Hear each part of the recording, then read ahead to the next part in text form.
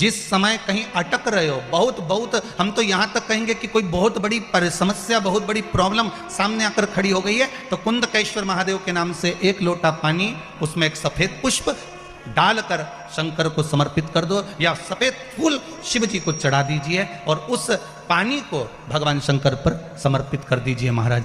और उसके बाद आप आगे बढ़ जाइए, फिर कोई डरने की जरूरत नहीं होगी, शिव उसको संभाल लेगा। कुंदकेश्वर महादेव संभाल,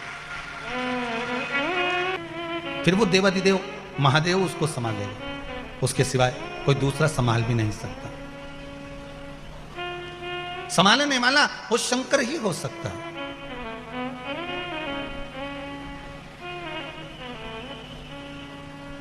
बोलो कुंदकेश्वर महादेव। भगवान कुंदकेश्वर महादेव के रूप में विराजमान हो गए। एक बार भगवान शंकर माता पार्वती को लेकर काशी घूमने के लिए गए, और काशी घूमने के लिए गए तब माता पार्वती जी ने भगवान शिव से कहा, भोलेनाथ आप मेरे साथ इस काशी में विराजमान होइए। शंकर पार्वती काशी में विराजमान होने के लिए बैठे ही थे, इतने में भगवान शंकर को याद किया गया, तो शिव जी बैकुंठ के लिए भगवान विष्णु से मिलने के लिए चले गए। माता पार्वती के नैनों में जल भर गया, आप हमारे साथ आए हो, भ्रमण करने के लिए आए हो, और आप हमें अकेला छोड़कर जा रहे हो। शंकर भगवान ने कहा, चिंता मत कर पार्वती, सामने अशोक का वृक्ष है, इस अशोक के वृक्ष से जो तू मांगेगी तुझे प्राप्त हो जाएगा, तेरा एकांत समाप्त हो जाएगा। माता पार्वती जी ने अशोक के वृक्ष से एक कन्या को प्रकट करा, आवाज देकर माता पार्वती जी ने आवाज लगाई, कन्या को प्रकट करा। जैसे ही वो अशोक के वृक्ष से कन्या बाहर निकल कर आई, माता पार्वती के एकांत को समाप्त करने के लिए वो कन्या अशोक के वृक्ष से प्रकटी, इसलिए उसका नाम जम के बोलिए अशोक सुंदरी हो गई। शिव महापुराण की कथा कहती है, यह अशोक सुंदरी कोई साधारण नहीं है, अशोक सुंदरी का चरित्र कोई साधारण नहीं है। अशोक सुंदरी की कथा का अगर हम स्मरण करें, कुमारी अवस्था के अंतर्गत जिस कन्या हो चाहे वर हो, अगर उसके जीवन में, अगर कुमारी अवस्था में है, चाहे कन्या हो चाहे वर हो, उसके कुमारी अवस्था के अंतर्गत उसको जीवन में कुछ भी तकलीफ आए, हम तो फिर बच्चों से भी कहेंगे, ये बेटियों से, ये बेटों से जो कुमारी अवस्था के हैं, जिनका विवाह नहीं हुआ, उनसे हम ये जरूर कहेंगे कि जब भी आप शंकर जी को जल चढ़ाने के लिए जाओ, एक लोटा पानी चढ़ाने के लिए जाओ, तो शंकर जी को जब जल चढ़ाओ तो उससे पहले प्रयास करना कि जो शंकर जी के सामने, आपको मालूम है ना अशोक सुंदरी की जगह, शिव जी के सामने जहां से पानी बहता है, उसके सामने बीच में एक मोटी सी लाइन होती है, वो अशोक सुंदरी की जगह होती है। अगर आप कोई एग्जाम देने जा रहे हो, कोई कंपटीशन एग्जाम में बैठ रहे हो, कहीं इंटरव्यू देने जा रहे हो, या कोई परीक्षा निकल नहीं रही है, तो प्रयास करो, विवाह नहीं हो रहा है या कोई काम आपका अटक रहा है, तो शिव को जल चढ़ाने से पहले अशोक सुंदरी वाली जगह पर आप थोड़ा सा जल समर्पित करो, अपनी मनोकामना करो और शिव जी को जल चढ़ाकर फिर जाइए, बाबा आपका कार्य पूर्ण कर देगा। कुंवारी अवस्था वालों के लिए अशोक सुंदरी का स्मरण जरूरी है।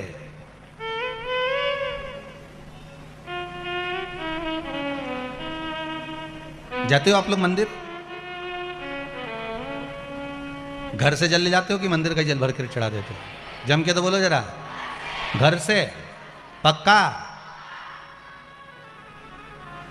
सही है फिर तो, फिर मतलब धीरे धीरे तुम सुधर गए, ये तो पक्का हो गया। और होना चाहिए, या तो सुधर जाओ नहीं तो सिधर जाओ, सीधी सीधी बात हो, थोड़ा थोड़ा तो सुधरो रे। इतनी कथा हो रही है, इतनी कथा इतनी कथा इतनी कथा, जहां देखो कथा ही कथा, कथा ही कथा, तो कथा में से कुछ तो ग्रहण करो, नहीं तो मालूम पड़े यहां से सुनी, यहां से निकाल दी, बच्ची कुची थी तो कपड़ा में से झटकार दी, घर पहुंचे घर वालों ने पूछा क्या लेके आई, पूरी सब्जी, ये लो तुरंत। थोड़ा सा ग्रहण करिए अपने जीवन में, थोड़ा सा उतारने का प्रयास करिए अपने जीवन में, थोड़ा सा उतारने का प्रयास। महाराज शिव महापुराण की कथा कहती है, इस शिव महापुराण में, लिंग पुराण में, इन पुराणों में रुद्राक्ष का इतना महत्व है, तो आखिर रुद्राक्ष में से ऐसा क्या निकलता है कि रुद्राक्ष को पानी में गलाकर पानी पिया जाए तो अच्छी से अच्छी बीमारी भी ठीक हो जाती है।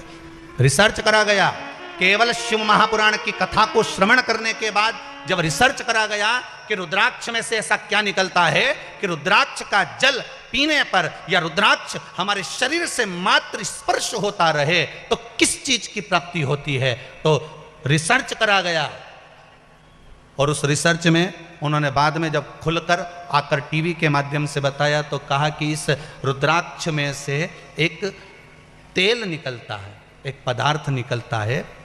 वो पदार्थ जब जल में मिलता है और उस जल को रोगीला व्यक्ति जब पीता है तो वो रोग से मुक्त होता चले जाता है। जब निकाला तब प्राप्त हुआ। शिव महापुराण में तो पहले से लिखा हुआ है कि रुद्राक्ष को धारण करो। क्यों? रुद्राक्ष की माला इस शरीर से जब तक घर्षण होती है, इस शरीर से रुद्राक्ष की माला लगती रहती है, इस शरीर से रुद्राक्ष की माला जब घर्षण होती रहती है। कई लोग कहते हैं कि उनके पास में कोई ऐसी विद्या है जिस विद्या के बल पर वो छू करते हैं और उनके कहने में लोग चलने लगते हैं। उनके पास ऐसी कोई विद्या है, उनके कहने पर दुनिया चलने लगती है। वो विद्या में विद्या कुछ भी नहीं है, केवल एक काम है। आप भी कई वर्षों तक 4 साल, 6 साल, 8 साल, 4 साल, 2 साल, 3 साल, 1 साल अपने गले में, हाथ में रुद्राक्ष की माला पहनकर देखो और उसका चमत्कार देखो कि वो कैसे सिद्ध होती है। आपका भजन, आपका स्मरण, आपका कीर्तन, आपका मंत्र जाप, आपका नाम जाप आप घट की जिह्वा से करेंगे। आप भले मुख से राम नहीं कहेंगे, शिव नहीं कहेंगे, कृष्ण नहीं कहेंगे, पर जितनी श्वास हमारी निकलती है उस श्वास में अपने आप ओम का नाद होता है। जब हमारे गले से, कंठ से जब श्वास निकलती है अपने आप उसके ओम का नाद होता है। वो ओम का घट की जिह्वा से निकलना, आपके शरीर में पड़ा हुआ रुद्राक्ष की माला, हाथ में पड़ी हुई रुद्राक्ष की माला, कंठ पर पड़ी हुई रुद्राक्ष की माला, चाहे शरीर में रुद्राक्ष की माला अगर वो है तो आपके ना जपने पर भी एक आ जपा जप होता है। आ जपा जप मतलब जिसको जपा ही नहीं गया फिर भी अपने आप ओम निकल रहा है, श्वास श्वास में निकल रहा है, हर पल निकल रहा है। वो श्वास के जप से ये गले में पड़ी हुई माला या हाथ में पड़ी हुई माला हमारी सिद्ध हो जाती है। फिर सामने वाला व्यक्ति भी डरता है कि क्या बोलना है इसके आगे, उसका तेजपुंज उसके सम्मुख में प्रकट हो जाता है। एक तेजपुंज इस रुद्राक्ष में से निकलता है जो जीवन का सुख प्रदान कर देता है। पर समझाए कौन? भगवान शिव का नाम कुंदकेश्वर पड़ गया। एक बात का हमेशा ध्यान रखिए, जब राह में चलते हुए, कोई कार्य को करते हुए, कोई आगे बढ़ते हुए, कोई बीच में अगर अटकल आ रही है, कुछ कार्य अटक गया है तो कुंदकेश्वर महादेव का स्मरण करिए। कौन से महादेव का करना है? कुंदकेश्वर। कुंदकेश्वर महादेव का स्मरण करिए। अच्छा, कई लोग एक प्रश्न करते हैं, गुरुजी ये बताओ कि आप बताते हो कि कुंदकेश्वर का स्मरण करो या उद्धूतेश्वर का स्मरण करो या फिर ये देवता का स्मरण करो महाराज, तो ये मंदिर में जाना पड़ता है क्या इनके? तो शिव महापुराण की कथा कहती है आप किसी भी मंदिर में जाएंगे और जिस देवता का नाम लेकर आप जल चढ़ाएंगे उस समय पर वो देवता उसको स्वीकार कर लेता है। आप जिस मंदिर में जा रहे हो, आप किसी मंदिर में जाकर पशुपति व्रत कर रहे हो तो पशुपतिनाथ उसको स्वीकार कर लेगा। आप किसी मंदिर में जाकर केदारनाथ जी के नाम से जल चढ़ा रहे हो, केदारनाथ भगवान उसको स्वीकार कर लेगा। आप किसी मंदिर में जाकर त्र्यंबक के नाम का जल चढ़ा रहे हो, त्र्यंबकेश्वर भगवान उसको स्वीकार कर लेगा। आप किसी मंदिर में जाकर महाकाल के नाम का जल चढ़ा रहे हो, महाकालेश्वर बाबा उसको स्वीकार कर लेगा। वो उसको प्राप्त कर लेता है, वो उसको ग्रहण कर लेता है। महाराज श्री शिवाय नमस्तुभ्यम, श्री शिवाय नमस्तुभ्यम। कुंदकेश्वर महादेव का नाम का स्मरण कर लेने पर जीव सुख आ जाता है।